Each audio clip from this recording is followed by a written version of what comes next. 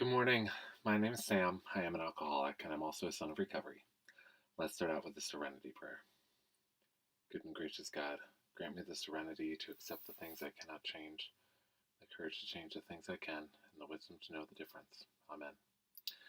So I'm still reading through Living Sober, and I'm on section 9. It's called Eating or Drinking Something Usually Sweet. Can you imagine drinking a bourbon or soda right after a chocolate malted? Or a beer on top of a piece of cake with icing? If you're not too ill to read on, you will agree that they don't sound exactly made for each other. In one way, that is what this portion of our experience is about. Many of us have learned that something sweet tasting or almost any nourishing food or snack seems to dampen a bit of the desire for a drink. So, from time to time, we remind each other never to get too hungry.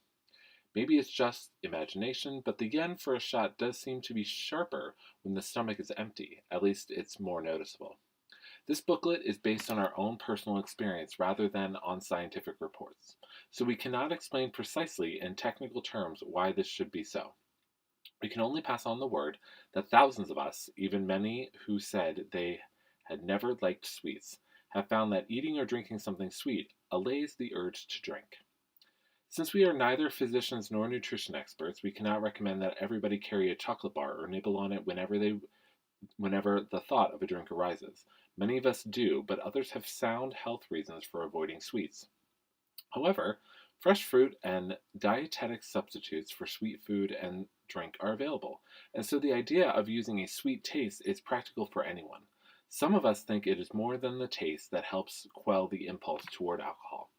It may also be in part just substituting a new set of physical actions, getting a soft drink, a glass of milk or fruit juice, and some cookies or some ice cream, then drinking or chewing and swallowing.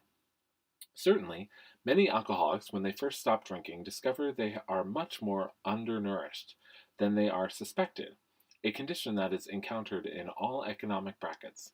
For that reason, many of us are advised by our doctors to take vitamin supplements to treat deficiencies associated with alcoholism, repair damage, and avoid other consequences. So perhaps many of us simply need more nourishment than we realize, and any good food in the stomach really makes us feel better psychologically. A hamburger, honey, raw vegetables, roasted nuts, cheese, yogurt, sliced fruit, a mint, anything you like that is good for you can do the trick. Newly sober alcoholics, when it is suggested they eat instead of drink, frequently wonder, what about getting too fat? We can point out that we see this occur only rarely. Many of us lose unnecessary fat when we start taking in wholesome food instead of sheer calories of ethyl alcohol, and others have gained needed pounds.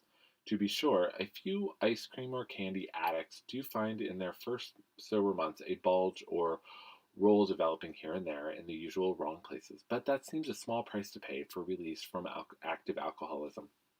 Better to be chubby or pleasingly plump than drunk, right? Did you ever hear of anyone being arrested for fat driving? That is hilarious. Anyhow, with a little patience and sound judgment, the weight situation usually straightens itself out. Our experience proves. If it does not, or if you have a chronic serious obesity or underweight problem, you probably should consult a medical expert who not only knows weight problems but also understands alcoholism. We never find any conflict between AA experience and sound medical advice given by a physician sophisticated about alcoholism. So, the next time the temptation to drink arises, let's eat a little or sip something gooey.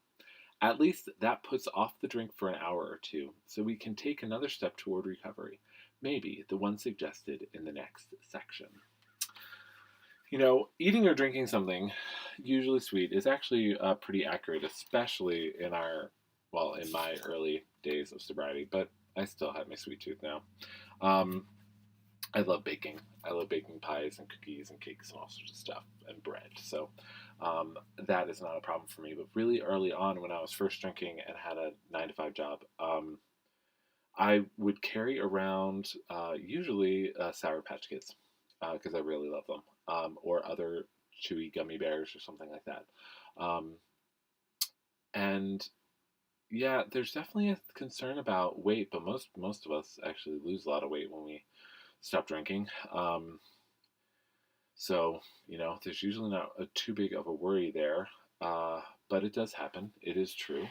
But the thing about this section is about the nourishment of our bodies and actually like giving ourselves nutrients that we were lacking. And so when they talk about also the multivitamins or supplements, because we have lacked a lot of those nutritional items that we needed, and so our bodies are really craving a lot of that. So sometimes we actually do need to start taking some supplements to like build ourselves back up internally. Uh, but having a physician or a counselor who you can talk to about it is also very helpful, because early on, talking with my therapist was really helpful for me, and she was the one who recommended that I regularly carry around some candy with me, especially early on, just to like nip the cravings in the bud before they even started. So that is also a suggestion. Just carry something around. That can be very helpful. So yeah, let's read a prayer this morning.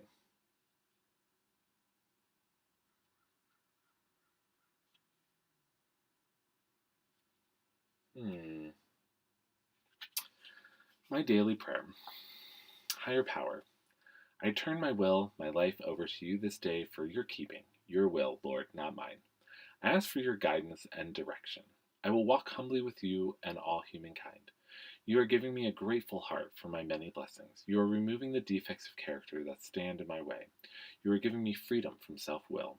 Let love, compassion, and understanding be in my every thought, word, and deed this day. I release to you those who have mistreated me. I truly desire your abundance of truth, love, harmony, and peace. As I go out today, I do your bidding. Let me help anyone I can who is less fortunate than I. And with that, I say please leave any comments, questions, or thoughts. And as always, I hope you have a blessed day. Thank you.